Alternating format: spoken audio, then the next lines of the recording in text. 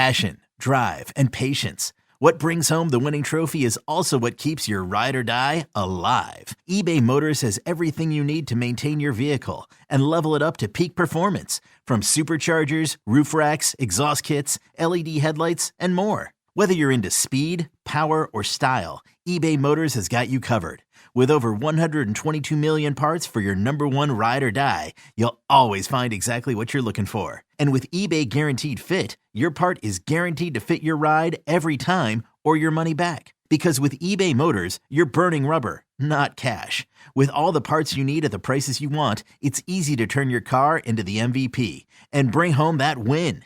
Keep your ride or die alive at ebaymotors.com. Eligible items only. Exclusions apply. With Blue Link Plus, you can access your Hyundai Tucson Limited remotely. Doors unlocked, temperature set, lost car found. There it is. Get complimentary class-leading Blue Link Plus. Call 562-314-4603 for complete details.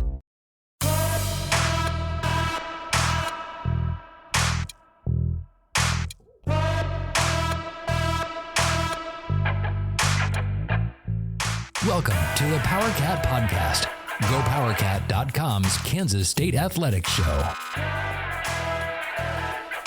Now, here's your host, GoPowerCat publisher, Tim Fitzgerald. Welcome to a possibly incoherent edition of the PowerCat Questions Podcast. Tim Fitzgerald, Zach Carlson, and Ryan Gilbert right there in the corner where he belongs here in the Cats and Dogs studio. We're sponsored by The Fridge. I miss The Fridge. Every time I leave town, I cry like once a night. I miss The Fridge. Get into The Fridge wholesale liquor. The prices, the service, the selection, it's so good. You'll get emotional. I've never really been emotional over alcohol. Really? Although I don't drink alcohol, so I wouldn't know. Yeah. I remember one time when I was in college age, getting sold a drink in a bar at near closing time, and they literally set it in front of me. After I paid, they said, "It's closing time. Last call." Picked it up and threw it out. That's a good idea. I'm going to try that. That's a real good way to get customer loyalty right there. That sounds like that's straight out of a cartoon. Oh, my God, it was awesome. Sounds Looney Tunes.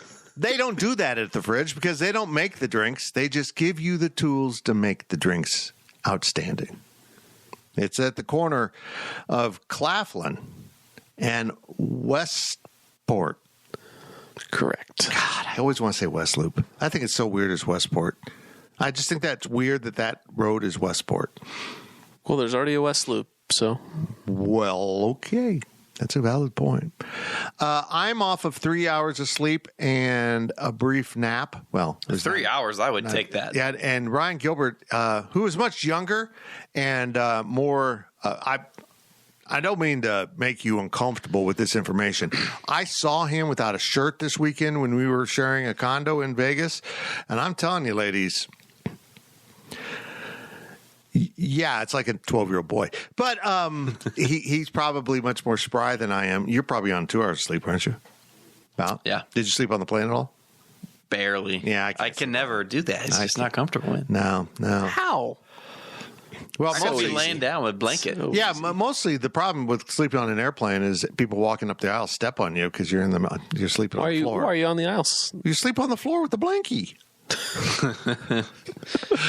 Saw some good friends in Austin. Oh, you did? You did? Jesus. In Las Vegas. Had a good time, except for the basketball game sucked. We didn't do... Gills did his stuff. He went out and adventured around the world and lost a lot of money. Did Gilbert stuff. I basically wrestled internet all weekend and didn't do much at all. Didn't go out at all. Well, we went to a casino bar one night for about 90 minutes, Gills? Met the love of your life. You met the love of your life, Fitz. I did. The masseuse. I had a first time experience in my life. It was an odd experience.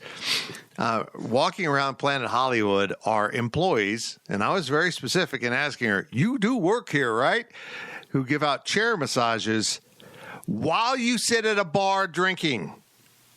She worked on my back for 10 minutes. Was amazing. It was How much did that cost you? $2 a minute. If it had been sex, I'd owed her $1.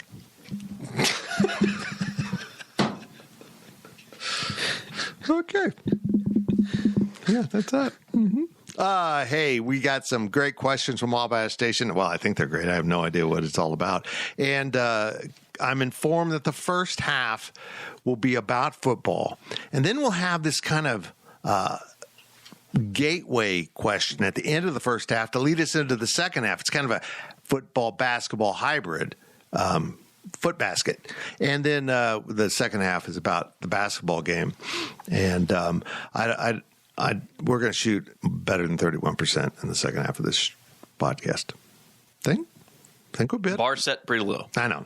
It was painful. That'll be Wednesday's daily delivery. Let's get going with your questions from Wabash Station. That's how it works. We sit here and answer the questions, but you've got to be a subscriber at Go Power Cat to ask the questions. And, of course, it's a damn podcast. Everyone can hear it. Here's Ryan Gilbert to mumble through on 2 hours of sleep some questions from Wabash. From 3G Wildcat, why does this team start so differently on the road?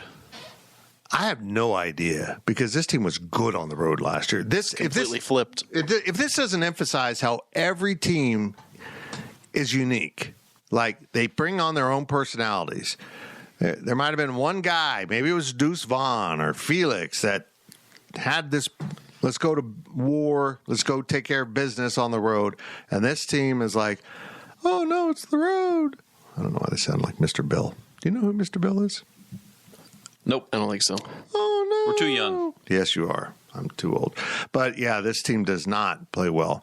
I wish I'd been there to better understand it. And Zach was there. Zach and Cole were in Austin, not just for the delicious barbecue. That's probably the only reason they went. Yeah, Might have been. I know. But it was weird. It was weird. They looked comatose to start that game. Yeah. I mean, essentially the whole first half, it never felt like K-State could get it going. They kept trying to run the ball when it wasn't working. It was just again and again and again, they were doing things that they tried it before. It didn't work. Then they get the block punt. They were able to, I mean, that's really what sparked the game. That block punt changed the game, allowed them to score, get some points. I don't know what they were doing at the end of the first half, not trying to kick a field goal. I get that the wind was, blowing the opposite direction, but it seemed like they were close enough to at least try something. Give it a swing. I mean, and Kleiman mentioned today, between taking the ball first, deferring to the second half, he said it's all based on wind, which makes sense. And the wind was blowing heavily that day. They defer to the second half. Maybe they should have, taken the ball. That way they get to pick the prop. They would have gone the other way in the second half probably, but not that it really mattered by the end. But, it was interesting him saying that. But, yeah, they were just extremely slow to get out of the gate. And I don't really know what the explanation is.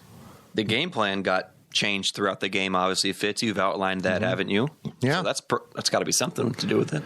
Yeah, I just felt like, the coordinators took a bad path in the first half and eventually got it corrected and started throwing the ball, started defensively attacking the line of scrimmage, and it really turned out to be a better plan. But they lost, so 33-30 in overtime, and you got to pick up and go on. They have now lost to 3 highly ranked teams on the road, and very close games. I mean, you lose on a long field goal, you lose in overtime. Oklahoma State was still a one-score game. It was less competitive for K-State, but they still were in it late in the game. So, close doesn't work unless you're throwing horseshoes or hand grenades. And this team has, been really close to being a great team. But again, as we just outlined with their road issues, there's just something not quite right in the recipe this year. I don't know if we need to overcomplicate this, though. the road games, like you said, Fitz, Oklahoma State, Texas, and Missouri, those are all really respectable programs. You look at UCF and Houston and TCU, that's the bottom of the barrel in the Big 12. And so, sure, something's going on here, but at the same time, K-State's played the tougher teams away from home, and the games inside of Bill Snyder Family Stadium have been the cupcakes. Yeah, I mean, K-State's essentially at the same record they were last year? Were they 6-3 at this point? Honestly, I can't remember. Yeah, I think you're right. I think the Texas game, that loss, I think, came in the same week. So you have a really similar schedule ahead as last year. I think what's going to be disappointing to K-State fans is there's a real possibility of going 9-3, which is the same record you had last year, and you might be in the Pop-Tarts Bowl.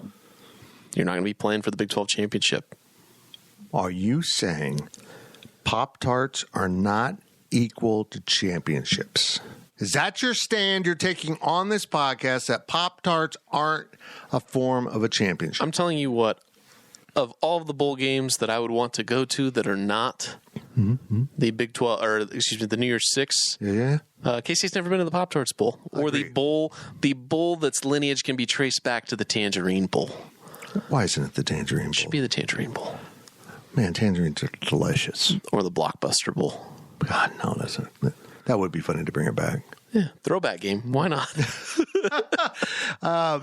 Let's look at these standings. As you just mentioned who they played at home and on the road. The Big 12 standings are fascinating as you look at them, because literally the conference right now is divided upper and lower, 7 and 7. You've got two teams at 5 and 1, which are on course to be the Big 12 title game. Texas and Oklahoma State. Kansas, Oklahoma, Kansas State, West Virginia, and Iowa State are all 4 and 2. Now that's not going to hold up. I think West Virginia and Iowa State will shake out. I think West Virginia's actually got a really manageable schedule, which might mean they go to the Pop-Tarts Bowl, which would suck for K-State. But they've been before. No, because they're in the neighborhood, sort of. Texas Tech then at 3 and 3 is kind of caught in between, but TCU, Houston, BYU, Baylor 2 and 4. UCF beat Cincinnati this weekend, so they're 1 and 5, and Cincinnati's 0 and 6. But you're right. I mean, they have now won at home against TCU, Houston, and UCF, and they got Baylor coming in. So the home schedule has been very friendly. Well, and then KU on the road, right? The trend continues. Yeah, and KU on their own. And then it's entirely possible Iowa State goes to BYU this weekend. It feels like a game BYU's going to win. I don't know why. And if that happens, Iowa State could finish with 3 losses, because then Texas goes into Ames. If you want hope for an upset, at least one upset of Texas, Iowa State at night might be it, because that game was picked that was the only game picked for that following week. Everything else is in the 6-day window. Texas is going to Ames, Iowa at night in November. It could be interesting. I don't think they have the horses to handle that, though. I don't think it matters. It could be in a freezer, and Texas would win that game. Texas plays 20 minutes a game, so I play about 20 minutes out of a. That's crazy how unfocused that team is. Maybe 25. Maybe I was too harsh. Dude, are you staring at Ryan? Because he's doing a bad job. Read another question. Show a dude that you can read. From Domer Cat, what is missing from this football team that has kept it from being undefeated this year? What addition or subtraction would have made the difference in the 3 close losses? What does K-State need to do to fix that for upcoming seasons? Yeah, you like that dude? No, he doesn't care. He doesn't understand a word you're saying. He's just judgmental. He's currently doing something that we're not going to share. Okay. Look, I've been the champion of you can replace Deuce Vaughn with multiple players, right? And when they have, statistically they have. But maybe we're learning that what Deuce Vaughn brought to the team wasn't just the stats and the big plays, that there was kind of we got Deuce. That knowledge that you had a guy on your team that could equalize everything with a big play. That kind of comfort in the back of your mind, Deuce will get us out of this. Maybe you never vocalized or even knew you were thinking it, but it was like a comfort that you had him. Mm-hmm. And they don't have that now. You think about the athletes they put on the field, and at Texas, not many of the guys playing for K-State would play for Texas. Many at all. And yet, as a team, they still competed. And that's a testament to the players and the coaches. So, yeah, I think they're just missing that underlying confidence that they'll get out of these situations that they had last year because they had some guys that, were really high-profile stars on offense and defense. Yeah, I don't think it's as simple as saying that if this team had Deuce Vaughn, would have won those 3 games. But, when you think back, maybe that is true. So often in football, one play kind of decides the game. Yeah. In Austin on Saturday, there's about 3 or 4 plays. You make an extra point. You go right instead of left. I mean, you hold on to an interception. The fumble recovery isn't overruled. There were so many plays that could have swung in K-State's favor and they win the game. Yeah, I think Saturday was a game of plays that just didn't go K-State's way. I think we go back to the last question. We talked about strength of schedule, having to play all these teams on the road. I think that you play those 3 games at home, I do think that the results are different. I think and that's not to say, that you reverse the home fixtures to the road that, K-State loses those games. There's a chance they do that too. So, it's not simple like that, but, I think that not having that superstar, that X factor, that cohesive glue guy that everybody could look at and say, we can rely on him. There's just been a lot of question marks. The rotating of the running backs, Ward and Giddens, there hasn't really been game after game a guy that you point to and say, he's our guy. That they kind of trade off. It's kind of like what we saw with Will and Avery for a couple weeks, between Tech and TCU, trading off, figuring out what was going to win K-State the game. So, I think it's just they've got to find that star, maybe not necessarily star, but a guy in the backfield, I think, that they can rely on.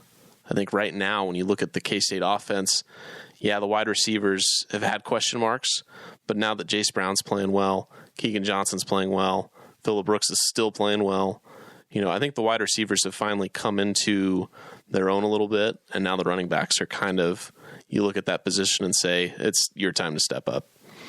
I'll disagree with, I don't think the running backs, if you want them to hit the home runs like Deuce Vaughn did, then yes, they have underperformed, but by and large, I think they've done their job. Yeah, they've done what's asked of them. But I think the wideouts, really, you look at this staff's lacking ability of developing wide receivers, right? They're relying so much on the portal.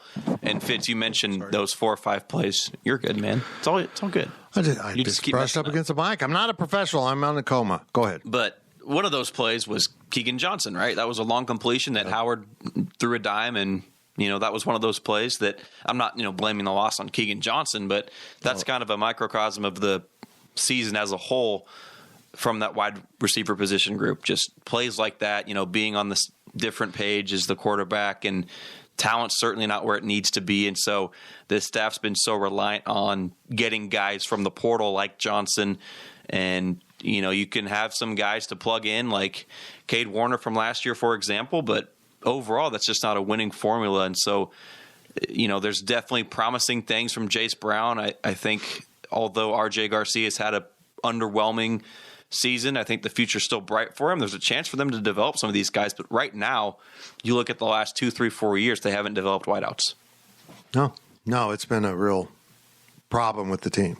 And they're on a different coach yet again. I think they got the right coach now, and you can see he's developing the young guys. So they're going to make some progress. I think the recruiting's going to tick up. And, I mean, if you're a receiver, you probably want to come to Kansas State, honestly. I mean, Will Howard is 2 touchdown passes away from tying Josh Freeman for the all-time record at K-State, career touchdown passes. And Avery Johnson is, let's be honest, he's going to be fun to play with in the future.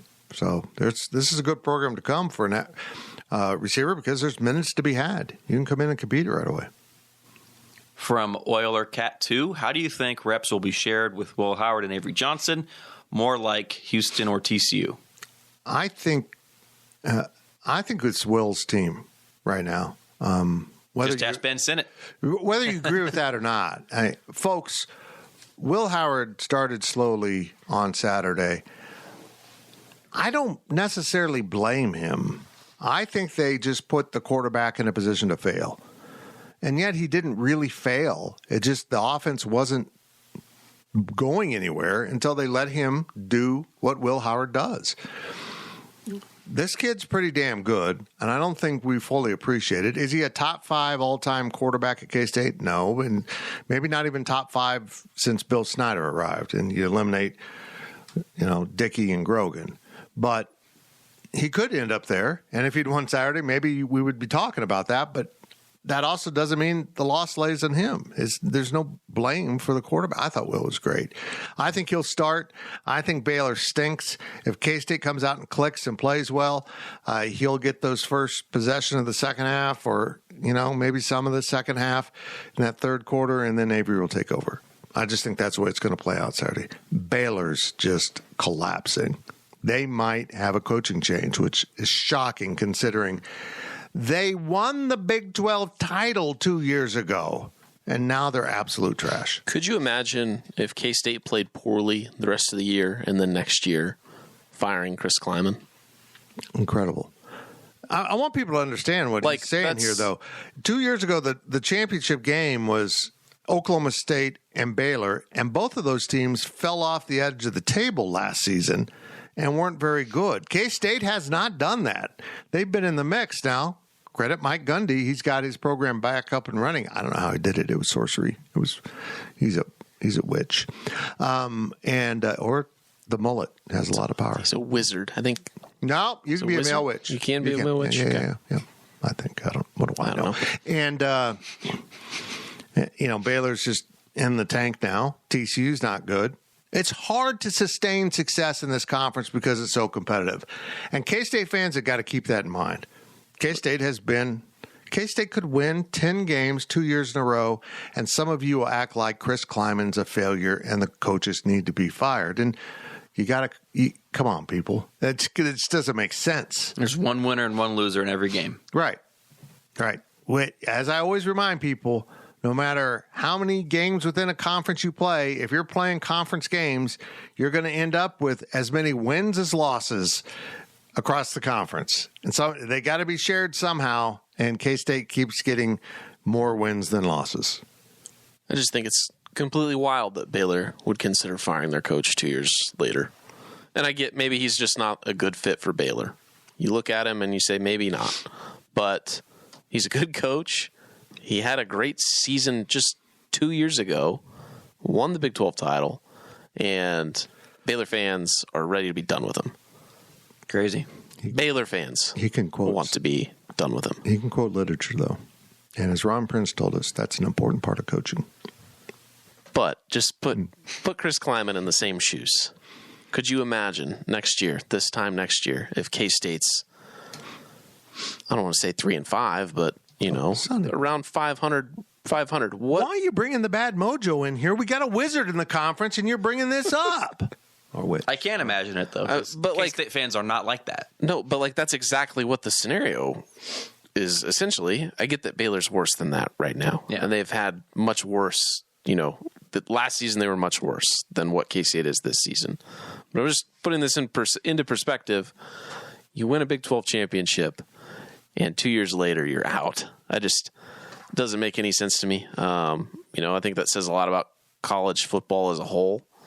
There's an impatience, and there's no chance to sustain or even rebuild after you fall off a little bit. But I guess that is what it is right now. But I think that when you compare it to K-State, if Chris Kleiman and K-State fell off a little bit, I don't think you'd have nearly this outrage, I guess, or at least expectation of a coach being fired like they are at Baylor right now. Look, Baylor stinks. I mean, they're 2 conference wins. They are 2-4, but their conference wins are UCF and Cincinnati, the 2 worst teams. And where would they be? Not a lot of points. Yeah. Where would they be if those schools hadn't been added? Yep.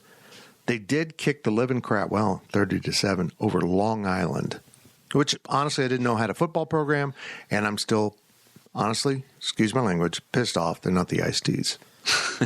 I don't know. I don't know how you have that marketing right in front of you and you miss it. To answer Oiler Cat's question, or to get back to it about Will Howard or Avery Johnson, I agree with you, Fitz. Will Howard is the quarterback for the foreseeable future this season. He is going to break Josh Freeman's record, perhaps on Saturday. He'll probably tie it. I think he at least ties it on Saturday. Folks, he had 4 touchdown passes at Texas. Mm-hmm. At Texas. He is 3 touchdowns away from being the leader in touchdown passes in the history of the program at Kansas State University. I'm so bought in at this moment, I've renamed my dogs Wilma and Howard. Could have named her Will. I know, I could have, but I'm like Wilma. Williana.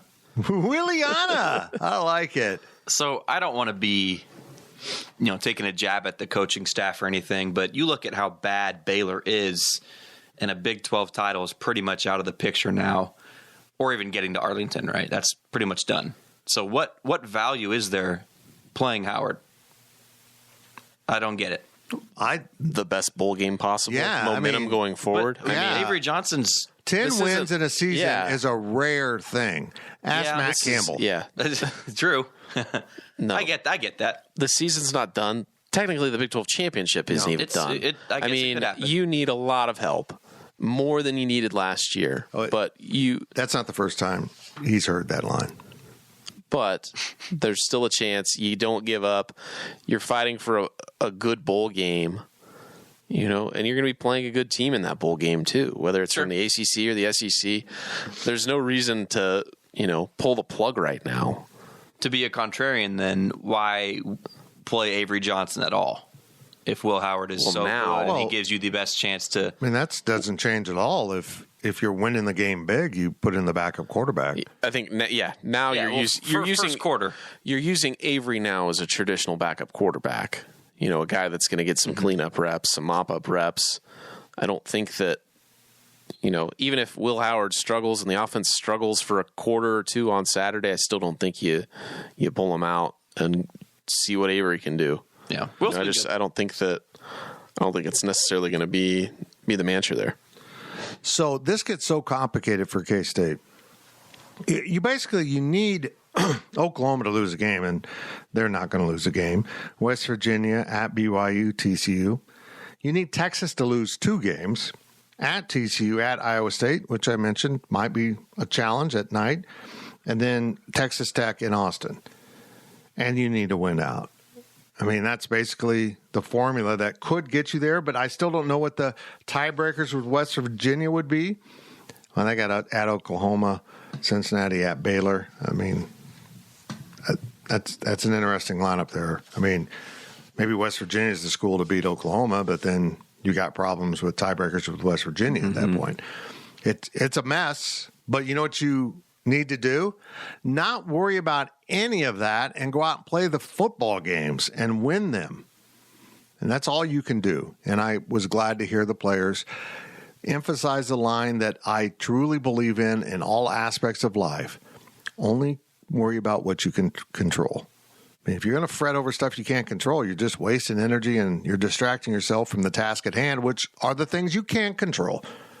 And they can control the outcome of 3 more games this football season. That's all. That was very motivating. Thank you. Are you Ben Newman? I am Ben Newman. You can tell by my physique and my hairline. And your private plane? Yeah. That you fly to K-State games on? Yeah, but my private plane is just me walking around the house with my arms out going... I should do more of these without sleep. Is that it? Last question of this long first half. Yes, I'm a babbling idiot. From Doug 142. Will either the football or basketball Wildcats see another team this year who is such a challenge in terms of raw size, speed, and explosiveness? Not unless it's a bowl game. I mean, even Oklahoma doesn't do that to K-State. They don't. That's why I think Texas is better equipped to play in the SEC than Oklahoma. Oklahoma is prone to losing at Kansas or losing to Kansas State.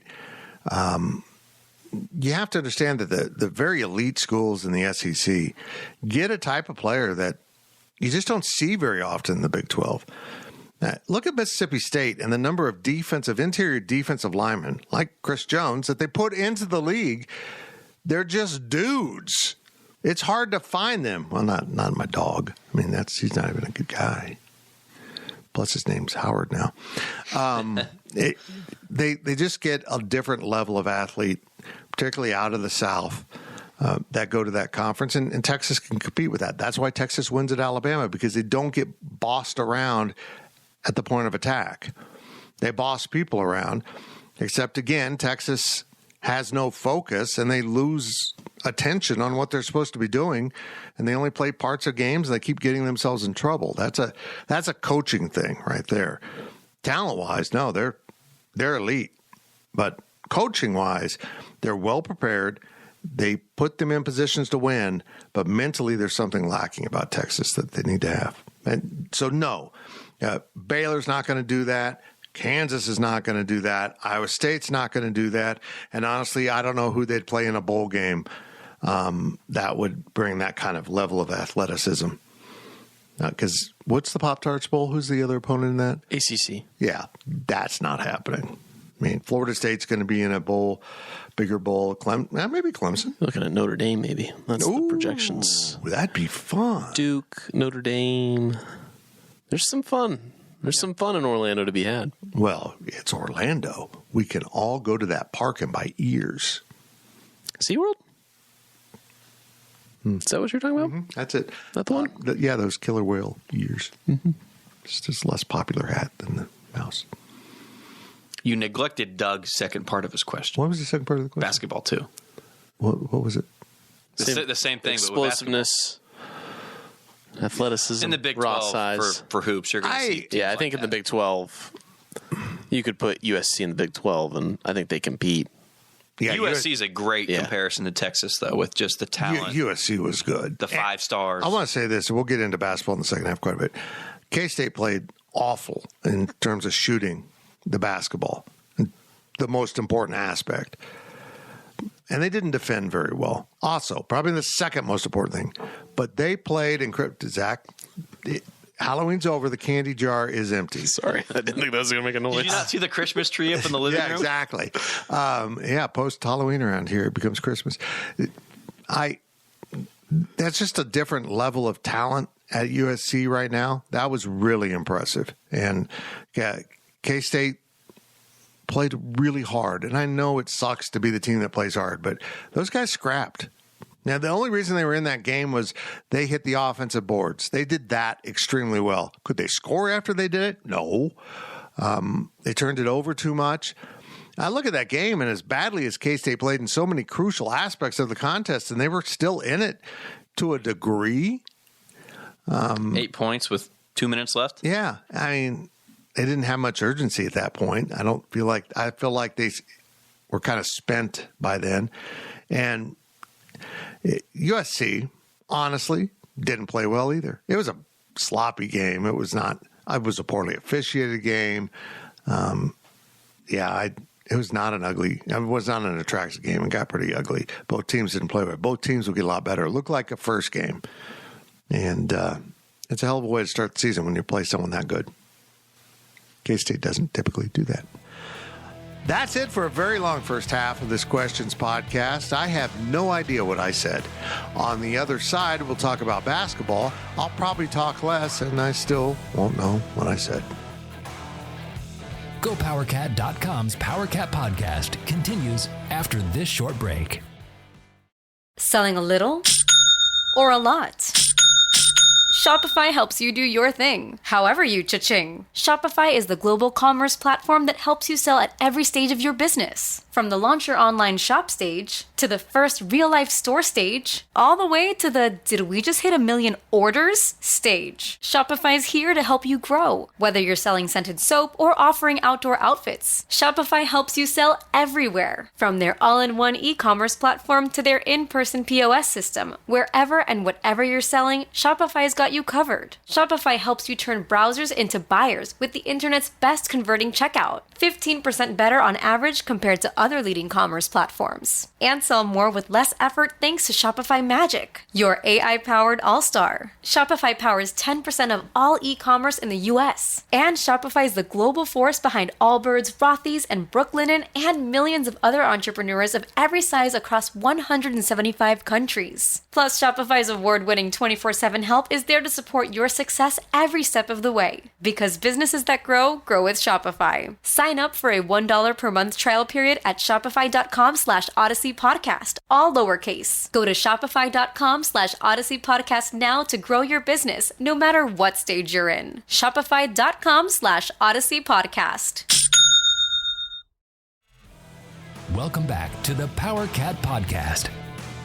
Welcome back to the Power Cat Questions Podcast, sponsored by Fridge Wholesale Liquor. They don't have. Do they have like lozenges at the Fridge? I don't think they do. I don't ever go. I rarely go to the Fridge. Oh my God! You just said that on a podcast. To be clear, I don't go to any other liquor store either.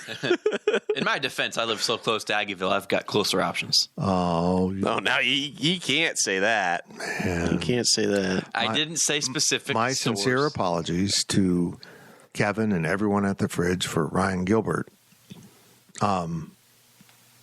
cheating on you with another liquor store. I didn't mention him. liquor stores, did I? I'll admonish Bars. him. I will take care of this. I will make sure that he never does this again. But ironically, when he was a student, he never actually went to the library. So it's just kind of strange. The what? Just the library, the Hale. That's what I'm talking about. Never heard of it. Okay. Go to the Fridge. It's the best liquor store in town. You don't need special eyeglasses or books or I can't think of any other puns at liquor stores here in this town. The Fridge has it all. And Daphne just put an exclamation point on that sentence. Holy cow. Anyhow, go to the Fridge. It doesn't stink like Daphne. From Thank you. Go. First question of the second half. Snare Cat 3. Read the question. Will the poor shooting performance that happened in Vegas stay in Vegas? I think so. Tyler Perry and Arthur Kaluma have a history of being productive scorers. And they were absolute trash for most of that game shooting the ball. I promised you I was going to look up the stat. I don't know if Kaluma made his first field goal of the game. Oh, yeah. But it was close to that. Yeah. He was 1 of 11. He was like 0 of 6 from 3. And I admire that because as a guy who's capable of going 0 of 6 for 3, when you're 0 of 6 from 3-point line, you know what that means, Skills? You're going to make the 7th one. Okay. That's what it means. And Cam Carter is I need to be convinced Cam's the shooter that they've been saying. I saw some signs in this game that is pretty pure, but toes on the line, no defender in your face, he makes the shot. Yeah. That's what I saw. So we'll see how it develops. I think the biggest thing they lacked in terms of shooting was an ability of someone to go to the rim and get the ball up on the glass and score like Marquise Noel could do. 8 blocked shots for USC in this game. And every one of those was, I'm going to take it to the end of the lane, and whoom, out it goes. Or even Keontae, just muscling your way in there. Right. They need to identify some guys that can get that done. And maybe getting back Naquan Tomlin, if that ever happens, will help them overall athletically match up. He's an athlete that could have matched up pretty well with USC. But we talk about how good USC was athletically, and yet K-State's rebounding was exceptional. So absolutely. Yeah. Yeah. But you mentioned Perry. He scored 22 points, but that's very misleading for the night he had. A lot of those came in garbage time. He was 1 of 7 from deep in the first half when it really mattered, and he didn't get his last one to fall until the final buzzer. And so it was 0 of 6, and then he hit one at the first half buzzer. Yeah. So you mentioned Carter, though. I think that if Perry and Kaluma can find ways to score, obviously that's less pressure on Carter. I really do think he's ready to be probably that third guy behind those two. But when you have Kaluma and Perry struggling so much, how much pressure is the opposing defense going to put on you if those two guys are hitting shots or not. You know what I mean? Mm-hmm. So, well, USC did a great job with their length of pushing K-State out and away. Mm-hmm. They made it extremely hard to pass the ball. They're in the passing lanes. K-State, when they see lesser defense for the next couple weeks, is going to love it and thrive. I really think that. Yeah, I think they'll break out of their slump. I don't know if you can call the first game of a season a slump, but yeah, they shot poorly, but they're going to have a lot of opportunities over the next 2-3 weeks to play a lot of teams that they're not going to shoot poorly against. Yeah. And if they do, they're going to be able to rebound a lot and get a lot of second chances too. So I'm not really concerned with it. You know, you look at the scoreboard, at least in the first half, K-State was playing so bad, but they were still within striking distance of USC for a lot of the game. Crazy. Mm-hmm. Yeah, they come out in the second half and hit two back-to-back 3-pointers. Think, here we go. They're shooting some silver, which is common. Yeah. You know, if you have a horrible half, the next half you come out and just wreck it. But they didn't. They cooled down, and USC got really going at that point. Yeah. By the end of the game, USC was rolling, but you know, K-State was in it. They weren't playing well, but they were able to stick around for a little bit. So I think they correct it over the next few weeks. I don't see it being a concern going forward. There's no panic from the coach, from Tang or the two players that we talked to post game. Look, K-State fans, I know you're upset by the loss in the first game of the season, but at least you're not the defending national champion, and your coach is dressed as a member of Cirque du Soleil, and you lose your first game of the season to get blown out. Women's basketball powerhouse Colorado. Oh, I thought you were talking about UConn. It was like UConn covered last night. I'm talking about the LSU women who got clowned. They got buffaloed. It was stampeded. Yeah, I like that. That Colorado women's basketball team was good, though. That wasn't a fluke. That team took care of business. And Kim Mulkey did look like a clown. What was that? She looked like you, huh? Oh, my gosh. Would you wear that? No. Okay. You should. Probably why you don't get girls. Next question. What's a girl? Yeah, exactly. From Came to Elevate, you were able to see, this is directed to me and you, Fitz. Get ready. Maybe you were able to. Yeah, Zach, go ahead. You want to do it? Sure, I'll read it. Came to Elevate. You were able to see this basketball team in person. How was the vibe and chemistry during timeouts and huddles? Stuff we couldn't see on TV? We couldn't see it from where we were. Honestly. No. We were catty corner from the huddles. I mean, we were on the opposite side of the court. We're at the end of the court, but you know, we weren't like looking down the benches. We were looking down the fans on the other side of the court, and they were on the far end. I just was uninspired by the entire body language of the team. But maybe that's just a function of shooting so poorly. You never feel good about how you're playing if you're not. You can defend really well, and you can play really well. You can hustle and rebound, but if you don't shoot well, you don't feel good about your game. The game is about buckets. At the end of the day, you got to score, and there's no way they could be feeling good. This is a new team. This isn't last year's team in any way. Yeah, it is so different. It's going to be constructed differently, but I want you folks to remember this team last year at this point wasn't out there crushing people. As I said in the post-game talk, that they struggled at Cal. Cal was trash. They struggled with LSU in the finals of the tournament they were in.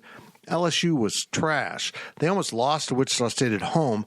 Wichita State was trash. Well, not as stinky trash as the other two, but still they weren't very good. This team didn't really find its personality, and find what it has to do as a group until Big 12 started. And they beat Texas, and then their confidence blossomed. Do they have that in them? I didn't see that from this group, but I think that's a function of not having Naquan, of not having Keith Glover, who would give you... Quez Glover. Oh, yeah, I just called him Keith. Okay. Hey, hold your horses on that one. That's the next question. You ended up playing a lot of freshmen in this game, including having freshman guards on the court at once, two of them. And that was a disaster. So, yeah, there's a lot more this team can accomplish. And last year's team wasn't a finished product until, midway through the season. The goal, of course, is to win every game, but this team seemed pretty okay with losing this game, playing it on the first game of, opening night of college basketball. It was an opportunity for them to learn a lot about themselves, get some stuff on tape, what went wrong. And you don't get that when you're playing Arkansas Pine Bluff or whatever in your first game of the year. And so just with the overall vibes, I'm probably more optimistic than you, Fitz. Just, the times I did kind of look over at the huddle and stuff, you look back to when K-State was down 18 points or whatever in the second half. You look at Urick, one of the assistants, yelling, screaming from across the court for, these players to do certain things. They weren't giving up. They never lost hope. Obviously, it was a lost cause, pretty early on in the second half, but they still kept fighting despite how maybe sloppy it was. Jerome Tang mentioned how the execution clearly wasn't there, but he was satisfied with his team's effort. So I think the spirits are high. Not that they were wanting to lose by any means, but I kind of got the vibe that they just were thinking, hey, if we win, great, but let's learn about how we can play without Glover and Tomlin. We'll get to that here in the next question, but it seemed like just a learning opportunity for this team, and they seem to be okay with that. I could be wrong, but they weren't really too upset after the loss. No, I think they know. Just one of those nights. Some nights you don't shoot the ball well. Next question is from CW Powercat. He's taking over. What are the realistic expectations for this season after seeing the USC game and hearing about the Glover and Tomlin news? Glover will be back 2 months max. Well, our friend Derek from another website noticed that he jogged with the team onto the court. Yeah. So he'll be fine. Yeah. I'm like, that's 6 to 8 weeks. I think of 6 to 8 weeks like you're immobilized at first. And he's out there jogging out on the court. He didn't run. He had a little gimp to him, but he still jogged on it. I think him and Aaron Rodgers had the same doctor or something. I don't know, man. As DY said, that can't be good. You probably shouldn't be doing that. Yeah. But yeah, it was very interesting to see him do that. But they'll get better. They'll get more pieces. Honestly, folks, I don't know if Tomlin rejoins his team. I don't know if there's room in that in the future for all the stuff that we're kind of hearing, but we'll find out if he comes back. Hopefully he's a good citizen in every way and a good basketball player, and they'll get much better with him. That dude can play, and he's a disruptor. I mean, when you got a guy that's 6'10" that can jump that way and put it on the floor and get to the hole, how much would it help this team's confidence? A guy that could actually match the length of USC gets into the lane and dunks it on someone. That might have changed the entire game, almost like blocking a punt. Yep. Your whole attitude, the whole team's lifted. So, Zach, you see the empty candy bowl, right? Your expectations are probably gone from now until next October that there's going to be candy in that thing, right? If you see some, it's a pleasant surprise, right? No, I'm fully expecting candy next week. Well, that's not what you're supposed to say for the exercise. That's how Naquan Thomas. I ruined your surprise. You ruined it. What we're going to talk about candy. I like candy. I love candy. Fitz loves peanut M&Ms. I learned that. Well, it was all I had to eat until the guys came over today. It was all I had to eat for almost a 24-hour period. Almost. Crazy. You're like me now. Welcome to the dark side. Yeah. But the candy, sorry, that was a really bad. We got lost in that one. We totally got lost. I'm in Cole's honor doing, one of these analogies, but don't expect the candy, but if it comes back, then you're, okay, we'll take it. But this is going to be like caramels from the 18th century. Does the fridge have candy? Speaking of which, I got caramels coming. Where are they? Thanks for that analogy, Cole. Gills. Does that make sense? Yeah. Yeah. Yeah. You should look at it. Glass is not only half empty, it's empty. Or, excuse me, it's not half full, it's not even full. This is horrible. So can we move on to the next question? Because this thing's horrible. Fitz, I think this one's directed to you from Jerome Yang. Did the Big 12 botch the football schedule matrix? Thanks for the nice, juicy softball pitch down the heart of the plate. Yeah, they did. And we all look at it as we're ending Farmageddon, which pisses me off. And I do buy into, and Zach, remind me of this. And everyone listening, both of you, remind me of this. I want to do why K-State and Iowa State should schedule a non-conference game in 27 to keep it alive. But you or K-Ned? Got to get rid of Colorado first, too. Well, I don't imagine they can play that series. Right. I mean, come on. They will. I mean, but ironically, then you play someone else in the conference. But anyhow, I don't understand how this conference can recognize the fact that you have had West Virginia on an island for the first, 10 years of their existence in this conference, and you finally add someone in their neighborhood in Cincinnati, and they don't play every year. How does that make any sense? Well, they're not really rivals. They only played 10 times. I don't care. They're in the upper East Coast area, and so is Cincinnati. Play them every year. Fans can go to the games. Can you imagine if the Big 12 added Iowa State and the rest of the Big 12 was, well, let's say the Pac-12. Say K-State joined the Pac-12, and then they add Iowa State, and you don't play every year. How does that make sense? It doesn't make sense. And what I come back to is in that very quote from the conference about what they tried to do with the scheduling outlines what they failed to do. They didn't keep regional games. They didn't cut down on travel. It was crazy what they did. You can be against pods. I'm fine. I don't think the pods worked as well by adding 5 Western teams and 3 Eastern teams, not adding one more Eastern team. I get that. It gets a little awkward to move Houston or Iowa State or someone to the East. But you can pick 3 opponents that you play every year for every team, and it rotates through. It's not all, 4 teams are playing each other. Maybe Colorado plays 2 Western teams and then K-State, and I don't know. But you can make this work. This doesn't work. And the fact that there's not been pushback from the ADs on this because they co-signed it, guys, you screwed up. Just redo it. Admit you're wrong and redo it, because it's bad. You have sown dissension in a conference that was unified. West Virginia fans are pissed, and they should be. They should be pissed about this scheduling. It doesn't make any sense. This just doesn't make sense what they did. Now, the fact that 4 of the Western teams go to UCF in one season, I know that's 4 different teams traveling. It just is weird. Yeah.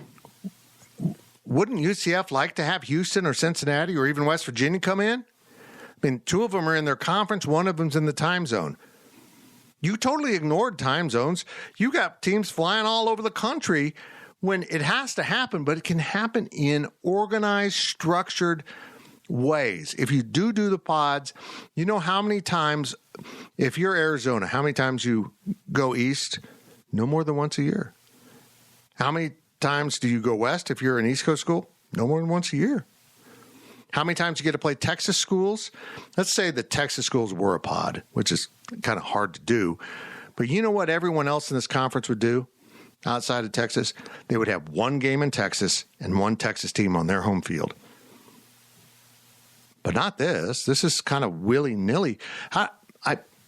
The other thing that bothers me is in the old Big 12, when they started this conference with 2 divisions, you played 3 teams from the other division in a 2-year window, and then it flipped to the other 3 teams. So, like Will Howard at quarterback, his junior and senior seasons, he'd be playing Texas home, Texas away. Now they have them playing like maybe BYU comes in this season, and in 3 years you'll go to BYU. What? They could have done divisions just like that, and that makes the scheduling easy. They could have made pods. Essentially, over the next 4 years, every team will play 18 home games and 18 away games. There are 15 other teams than yourself. So that accounts for 30 games. 15 home games, 15 away games, and then there's 6 games, which could have been your pods. Right. Like, it's just the math was there the whole time for them to rotate through.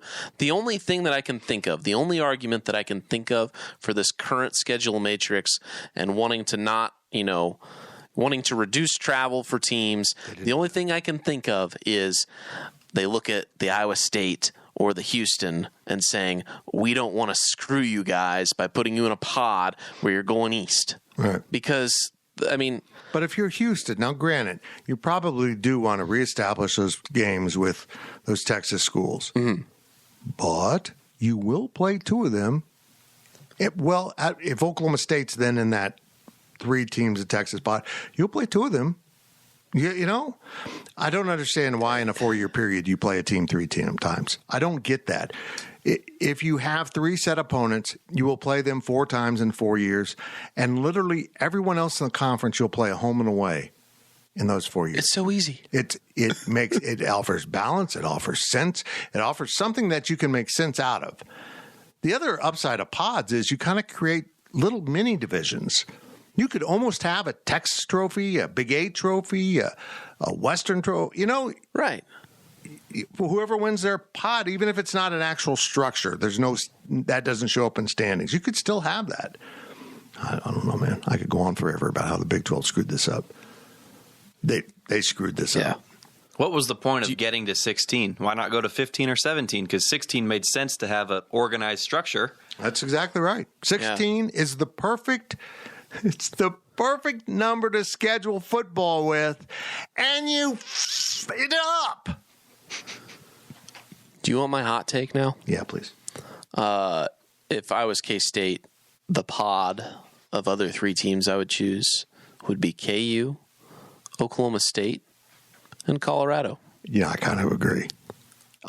After all of what I just said, that it makes a lot of sense. I would rather play Colorado than Iowa State every year. But, see, if you did that, at least it would make sense. Instead of playing 3 years, but not the 4th year. It doesn't make sense. People don't understand that. Okay, hold on. We're going to play Iowa State in 24, 25, and 26, but not 27. But we are going to get that 3rd series in with Cincinnati, which is such a rivalry and regional. What? So Cincinnati is not playing West Virginia 4 years, but they're going to get K-State in 3 years. Okay. Yeah. Silly. I mean, the next Ask the AD needs to be exclusively Gene Taylor explaining the Big 12 schedule matrix, how K-State fits into it, how he likes it, and how he understands why the fans might not like it, because it doesn't make any sense. As I give flip, do what the Big 12 did for 14 seasons or whatever it was. Okay. You have a North and a South. I get that North-South doesn't work. You have an East and a West. You got the 5 Mountain Time Zone schools, and then you can pick, I don't want divisions. Whatever. I want to play regional teams every year and everyone else twice in a 4-year period. Look, the theme of this podcast is apparently giving shout-outs to other hosts of podcasts. Scott, you're in charge of that question for Ask the AD. Make sense of this schedule. How in the hell is Kansas State playing Cincinnati 3 out of 4 seasons and not Iowa State every season? I don't know. Oh, my God, I'm so worked up. Another thing, we mentioned this. I'm never going to get to sleep. We talked about this last week before. This was well after we recorded the podcast, but it was like 6 days ago or whatever it was when they released this. But K-State is in this unique position. There's only 4 protected rivalries in the conference now. K-State KU is 1. When you look at all the other teams, if they were to pick their first protected rival, who would they choose? Okay, folks, I want you to set aside all the previous conference. Look at the 16 schools in this conference to understand what Zach's saying, because this is really wild. KU, who is their first choice? K-State. Iowa State. K-State. Oklahoma State. Maybe K-State. Might be Tech or someone else. TCU, but probably K-State. Colorado. K-State. Or Utah. But that... Probably not Utah. For all we heard about, well, you can't manufacture a rivalry... That's what they did with Colorado, Utah. Just like Nebraska and Iowa. Is that really a rivalry? But no, you play it because your fans can go back and forth. Right. You screwed West Virginia fans so badly by not letting them play Cincinnati every season. I can't even fathom what the AD or president or whoever was sitting in on those meetings from West Virginia was doing. They should have thrown a holy hell fit over that. Yeah. We have sat on an island for 10 years, traveling everywhere, and our fans can't easily go to road games. We finally get a school that our fans can drive to easily in a day, and you don't let us play them every year. Huh? But yeah, there's 4 schools, most likely, that would pick K-State as their first rival. It's crazy. It's crazy. It really is. But what's interesting about that, look at the map, it's like they're all spoked close, yeah. around K-State. Yeah. K-State's at the center of all that. I think what we're saying is if you add Kearney State to the Big 12, they'll want to play K-State every year. I think K-State's the popular kid at the lunch table that everybody wants to sit at now. Yeah. Who doesn't like purple? By the way, the lavender in the stands in Las Vegas looked amazing. While I'm talking about things... Because it's a basketball color, and that's where it deserves to be, Fitz, not on a football field. It's so feminine. All the guys sitting in the stands rocking it. But I do want to make the serious point. Purple's a great color, and we all love purple, but you put it in a football stadium or arena, and it kind of just, blends into everything else. Lavender pops. I think K-State basketball should have lavender out. They do. It was when they did the jackets. The first pullover. Really need to make it a thing. I was shocked at how many people had lavender on, though. It's that popular. It's that popular. But you could really see the K-State fans. And keep in mind, there was LSU women's fans, quite a few there, and wearing purple. Own lavender. Nobody else claims lavender as a significant color for their university. No pro team does either. Own lavender. It's not a school color. Neither is silver. Sorry, but now it is. Silver? Sorry you don't know. Lavender. No, I know. It's crazy. Whether you like it or not, it done. Is. We're good. We're done. This was a long podcast, mostly because Gills wouldn't shut up. It's always my fault. I know. And I'd like to thank Daphne, a.k.a. Wilma, for her contributions to this podcast.